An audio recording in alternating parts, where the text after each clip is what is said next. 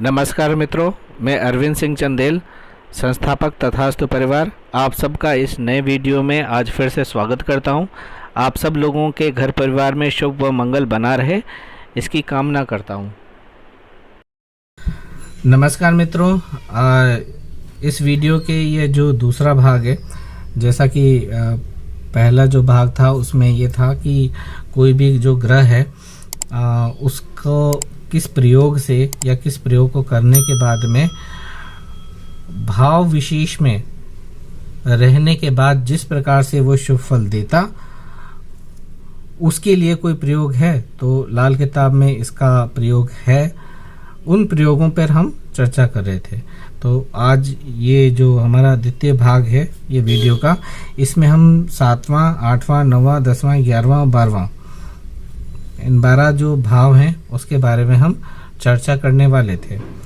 प्रथम जो हमारा भाग रहा उसमें आप लोगों का जो जितना समर्थन प्राप्त हुआ, जितना प्रेम प्राप्त हुआ, उस सब के लिए मैं आप लोगों का धन्यवाद देता हूं और आशा करता हूं कि ये जो भाग देते हैं ये भी आप लोगों को बहुत पसंद आएगा और इसका भी आप उतने ही जोश के साथ में और उत्साह के साथ में इसका समर्थन आप करेंगे, दूसरों को इसको शेयर करेंगे। तो आज हम आते हैं सातवां जो घर है वहाँ से हम शुरू करते हैं। जो 7वां घर है तो वस्तुतः मैं दोबारा बता देता हूँ कि जो ग्रह है वो 7वें घर में चला नहीं जाएगा किसी की कुंडली में, लेकिन प्रयोग करने के बाद अगर ये प्रयोग किया जाता है तो 7वें घर में विराजमान होने के बाद जिस प्रकार से वो अपना शुभ प्रभाव देता वैसा ही प्रभाव उपाय करने के बाद देगा। ये बात स्पष्ट रूप से समझ लेनी चाहिए। तो ग्रहों को अपने स्थान पे 7वें घर में पहुंचाकर अनुकूल बनाने के लिए, या फिर मैं बोलूँगा पहुंचाकर, यानी ये जाएगा नहीं लेकिन अपना प्रभाव देगा, अनुकूल बनाने के लिए उस ग्रह से संबंधित चीज़ों को बहते पानी में प्रवाहित करना चाहिए। अब चीज़ों को या वस्तुओं को, इसमें देखिए धातु भी हो सकती है, अनाज भी हो सकते हैं, या ग्रहों से संबंधित जो रत्न वगैरह हैं वो भी हो सकती हैं, वस्तु हो सकती हैं। यहाँ पे एक बात ध्यान रखनी है कि जो बहता हुआ पानी है वो साफ होना चाहिए, किसी नाले का नहीं होना चाहिए।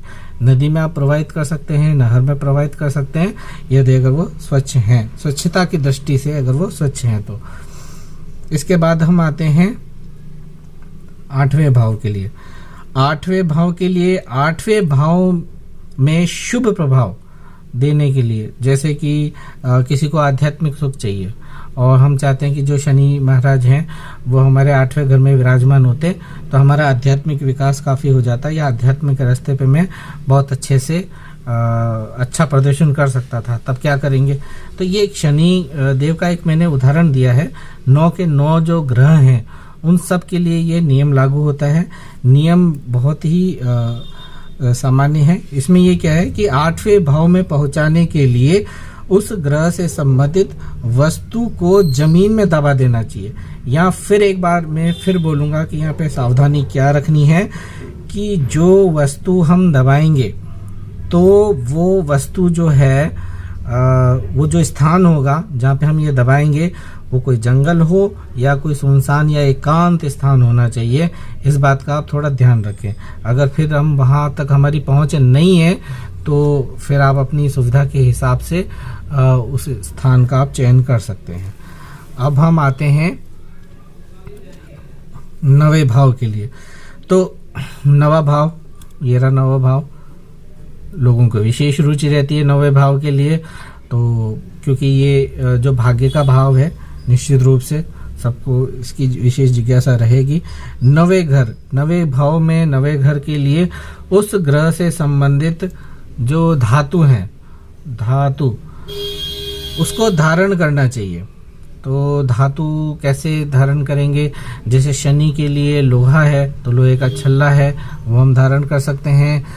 सूर्य है उसके लिए जो तांबा है, तांबे का कड़ा है वो पहन सकते हैं, छल्ला पहन सकते हैं। चांदी है चंद्रमा के लिए उसकी चैन वगैरह हम बना करके उसको हम धारण कर सकते हैं। इस तरह से हम शरीर में उसको धारण कर सकते हैं। स्त्रियां जो हैं वो अपने अलंकार बना करके भी पहन सकती हैं उससे ग्रह से संबंधित वस्तुओं के लिए। अब हम आते हैं इसी तरह से 10वें घर के लिए।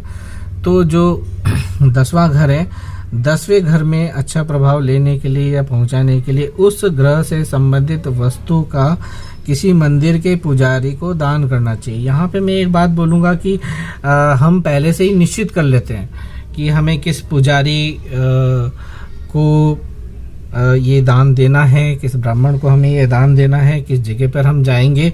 तो मैं थोड़ा कहूँगा कि थोड़ा सा एक बार आप थोड़ा जायज़ा ले लें कि हम जो दान करेंगे तो दान करने के बाद वो वस्तु जो है उस व्यक्ति के लिए थोड़ी उपयोगी हो तो दान का थोड़ा प्रभाव है वो ज़्यादा अच्छा हो जाता है। ठीक है, इसी तरह से हम आते हैं 11वां भाव के लिए। इस 11वें भाव को थोड़ा सा मैं और अच्छा स्पष्ट रूप से दिखा देता हूँ।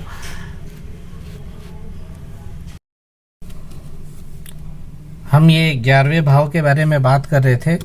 तो 11वें भाव में किसी ग्रह को अनुकूल करने के लिए, यानी वो 11वें भाव में अगर होता और वो अनुकूल अपना शुभ प्रभाव कैसा देता, उसके लिए क्या प्रयोग है, तो उस ग्रह से संबंधित वस्तु माँ या मौसी को दें। देखिए पुराने टाइम में जो मौसी होती थी उनको मासी बोला जाता था। तो यहाँ पर भी हम जो है माँ और मौसी, उनके लिए हम ये प्रयोग कर सकते हैं। उस ग्रह से संबंधित वस्तु, अब वस्तु वस्त्र हो सकती हैं, धातु हो सकती हैं, इस तरह की चीज़ों को हम दे सकते हैं। वस्त्र अगर हम देंगे तो उस ग्रह से संबंधित उस कपड़े का जो रंग है वो होना चाहिए। तो इस तरह से वो अपना शुभ प्रभाव है वो ग्रह दे देगा। 12वां भाव, अब जैसे कोई व्यक्ति सोचता है कि भाई 12वां भाव, वहाँ पे अगर हमारे शनि विराजमान हो तो हम विदेश यात्रा का या विदेश से किसी प्रकार का हम वो उनको सुख प्राप्त हो, तो उसके लिए क्या कर सकते हैं। तो किसी ग्रह को 12वें भाव में पहुंचाने के लिए, फिर मैं बोलूँगा कि ग्रह नहीं पहुंचेगा लेकिन वो अपना प्रभाव ऐसा देगा कि अगर वो 12वें स्थान पे होता तो वो अपना शुभ प्रभाव जो देता, तो वैसा ही प्रभाव इस प्रयोग को करने के बाद आपको प्राप्त होगा। उस ग्रह से संबंधित वस्तु को घर के मुख्य द्वार के बाईं ओर जमीन में दबा देना चाहिए। यहाँ मैं सुझाव दूंगा कि वस्तु अगर धातु हो तो बहुत ज़्यादा अच्छा होगा और आप मुख्य द्वार के बाईं ओर उस वस्तु को या उस धातु का आप दबा करके लाभ प्राप्त कर सकते हैं। तो इस प्रकार से इस प्रस्तुत वीडियो में हमारे पास में जो भाग सेकंड था वो 7वें घर से लगा करके और वो जो 12 भाग हैं उसके ऊपर हमने चर्चा की। और आपसे उम्मीद है, प्रार्थना है कि जिस तरह से आपने प्रथम भाग को अपना प्रेम और समर्थन दिया है, मैं उम्मीद करता हूँ इस द्वितीय भाग को भी आप उतने ही उत्साह के साथ में इसका समर्थन आप करेंगे और इसको ज़्यादा से ज़्यादा आप अपने आसपास के लोगों को, अपने संबंधित व्यक्तियों को इसकी जानकारी पहुंचाएंगे। इसी के साथ में आप सब लोगों का इस वीडियो पे बने रहने के लिए बहुत बहुत धन्यवाद।